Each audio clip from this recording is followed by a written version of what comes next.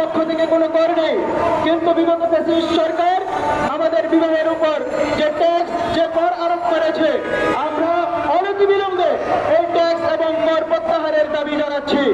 প্রিয় সাংবাদিক বন্ধুগণ, আপনারা জানেন বিগত ফ্যাসিস্ট সরকারের আমলে এদেশের দাড়ি টুপিওয়ালারা এবং এদেশের হিজাবপন্থী মা বোনদের উপর যে নিপীড়ন নির্যাতন চালানো হয়েছে, এটা নিঃসন্দেহে ইসলাম বিরোধী কাজ।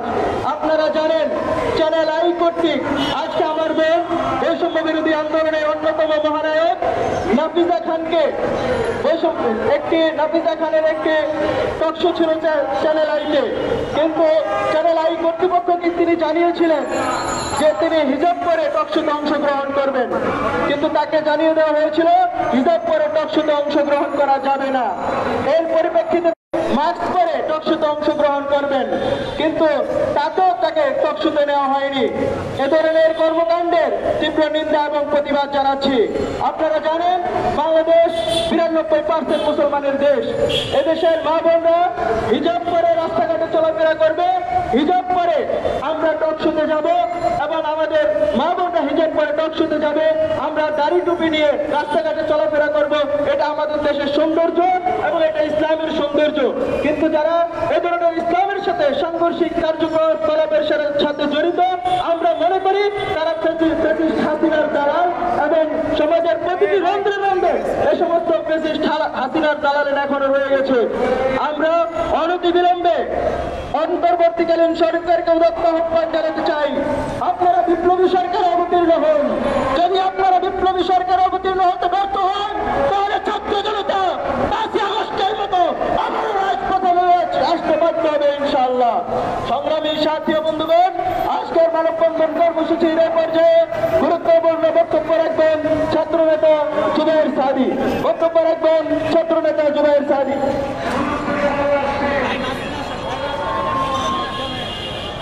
ভাই ভাই একটু যান, মাঝখানে যান, মাঝখানে যান। بسم الله الرحمن الرحيم وأنكحوا الأيام منكم والصالحين من عبادكم। প্রিয় সাংবাদিক বন্ধুগণ, আপনারা জানেন ইসলামী বিবাহ একটি উৎসাহমূলক ইবাদত, যে ইবাদতের প্রতি আল্লাহ পাক কোরআনের মধ্যে উৎসাহ প্রদান করেছেন।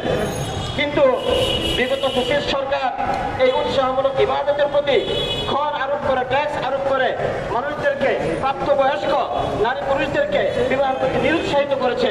এজন্য আমরা আমাদের ছাত্র জনতার পক্ষ থেকে এই আহ্বান জানাই, বর্তমানে অন্তর্বর্তীকালীন সরকার, বিশেষ করে আসিফ স্যারের প্রতি আহ্বান থাকবে, আপনি এই বিষয়ে নজর দিবেন এবং এই বিষয়ে যেই কর আরোপ করা হয়েছিল সেই করকে উঠিয়ে দিয়ে আমাদের বাংলাদেশের সাধারণ প্রাপ্তবয়স্ক নারী পুরুষদের জন্য বিবাহ বিষয়টিকে সহজ করে দিবেন, এই আহ্বান থাকবে আমার পক্ষ থেকে। ধন্যবাদ ছাত্রনেতা জুবায়ের সাদিকে। প্রিয় তৌহিদি জনতা, আজকের মানববন্ধন কর্মসূচির এ পর্যায়ে বক্তব্য রাখবেন তরুণ আলমীদিন, বৈষম্য বিরোধী ছাত্র আন্দোলনের অন্যতম মহানায়ক, যিনি বিগত 5 আগস্টের আগে ধারাবাহিকভাবে আন্দোলন সংগ্রামে রাজপথে অগ্রণী ভূমিকা রেখেছেন ছাত্রনেতা সাব্বির আহমদ। রাখার জন্য আহ্বান জানাচ্ছি। বিসমিল্লাহির রহমানির রহিম। فانكحوا ما طاب لكم من النساء مثنى وثلاث ورباع فإن خفتم ألا تعدلوا فواحدة. وقال النبي صلى الله عليه وسلم النكاح من سنتي فمن رغب عن سنتي فليس مني أو كما قال عليه الصلاة والسلام.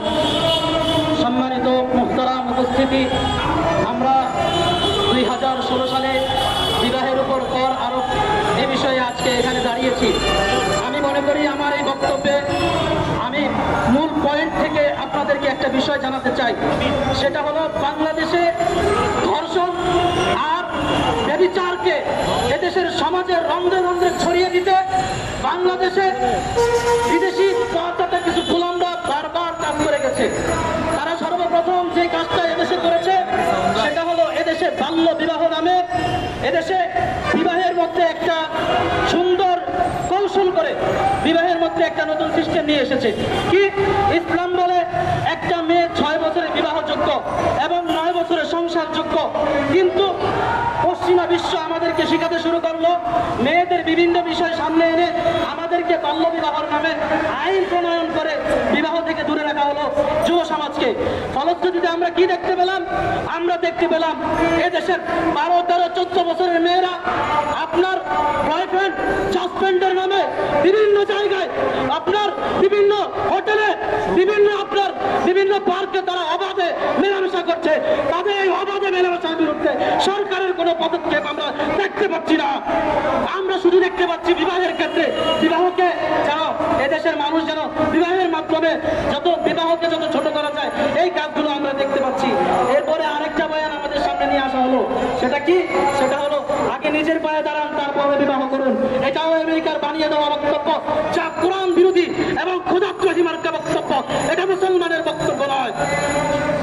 মুহতারাম হাজিরিন, এরপরে আমাদের সামনে আরো একটা বক্তব্য আনা হলো। সেটা হলো 2টি সন্তানের বেশি নয়, একটি হলে ভালো হয়। কি উদ্দেশ্য? কি উদ্দেশ্য? একটাই, এদেশের মধ্যে আমাদের দেশে যেন মুসলমান আপনার জনসংখ্যা বৃদ্ধি না পায়। কেন? আল কুফরু মিল্লাতুন ওয়াহিদা। ওরা মনে করে মুসলমান জনসংখ্যা যদি বৃদ্ধি পায় তাহলে তাদের জন্য এটা বড় হুমকি স্বরূপ হয়ে দাঁড়াবে। মুহতারাম হাজির, আরেকটা বিষয় হলো 2016 সালে বিবাহের উপর কর আরোপ করে যে বিষয়টা এদেশের মানুষকে বুঝিয়ে দেওয়া হয়েছে, যে আজকে বিবাহে কর আর আরোপ করা হলো, আগামীকালকে একাধিক সন্তান হলে ওই একাধিক সন্তানের উপর কর আরোপ করা হবে। সুতরাং আমরা স্পষ্ট বলতে চাই যে বিবাহের উপর কর আরোপ করা হয়েছে অনতিবিলম্বে জাতিষ্ঠের এই চাপিয়ে দেওয়া বিধান অনতিবিলম্বে প্রত্যাহার করতে হবে। সংগ্রামী তৌহিদি জনতা, মানববন্ধন কর্মসূচির এ পর্যায়ে বক্তব্য রাখবেন মজলুম আলমদ্দিন, তরুণ আলমদ্দিন, সানাউল্লাহ খান। বিসমিল্লাহির রহমানির রহিম। প্রিয় সাংবাদিক ভাইয়েরা, ইসলামে বিবাহ একটি অন্যতম গুরুত্বপূর্ণ বিধান। বিগত ফ্যাসিস্ট সরকার শুধু তার ফ্যাসিজমকে মূল টার্গেট বানিয়েছে ইসলামকে। তারা মসজিদ, মাদ্রাসা সহ বিভিন্ন ধর্মীয় প্রতিষ্ঠানগুলোকে তারা নিজেদের আয়ত্তে বানিয়ে ভারতের দাসত্ব করা তাদের জন্য সহজ হয়ে গিয়েছে। ইসলামের উপরে টার্গেট করেছে বিভিন্নভাবে, মসজিদগুলোকে দখল করেছে। এগুলো করে তারা ভারতকে খুশি করেছে। তারই ফলশ্রুতিতে ধারাবাহিকভাবে বিবাহের উপরেও কর আরোপ করেছে। হাদিসে আসছে ইন্না আযামান নিকাহ বারাকাতান আইসারুহু মুউনা, অর্থাৎ যেই বিবাহ সহজ হবে সেই বিবাহের ভিতরে আল্লাহর বরকত থাকে। তো আমরা বর্তমান উপদেষ্টার কাছে আবেদন জানাবো, বিবাহের উপরে যে ফ্যাসিজমের যে কর বসানো হয়েছিল এই করকে অতি দ্রুত স্বাভাবিক করে মুসলমান এবং ধর্মীয়ভাবে এটাকে সহজ করা। এটা আমাদের শুধু ধর্মীয় দায়িত্ব না, বাংলাদেশে 90% মুসলমানের বসবাস। এই মুসলমানের এই দাবি, এটা শুধু ধর্মের দিক থেকেও দাবি না, আমি মনে করি এটা গণতান্ত্রিক একটা দাবি, প্রত্যেকটা মুসলমানের একটি দাবি। দ্বিতীয় বিষয় হলো, এই দেশে ধর্মীয় একটা ইসলামিক সংখ্যাগরিষ্ঠ দেশ হিসাবে আমাদের দাবি থাকবে বাল্য বিবাহের যে প্রচলন রয়েছে এটা ধর্মের সাথে সাংঘর্ষিক। ধর্মের যে নিয়ম, বাল্য বিবাহ বলতে কোনো জিনিস নেই। একটা মুসলমান নর এবং নারী যে সকল সে বালেগা হবে তার জন্য ইসলামের দৃষ্টিকোণ থেকে বিবাহ ফরজ হয়ে যায়। এই দৃষ্টিকোণ থেকে তার কোনো মুসলমান যখন সে 12 বছর বা 15 বছরে বালেগ হবে তার উপরে বিবাহ ফরজ। এই বাল্য বিবাহের যে প্রচলন এই আমাদের ধর্মের সাথে এবং সংবিধানের সাথে সাংঘর্ষিক। আমরা এর তীব্র প্রতিবাদ জানাই। ধর্মের জায়গা থেকে এটা প্রতিহত করতে হবে। দ্বিতীয় বিষয়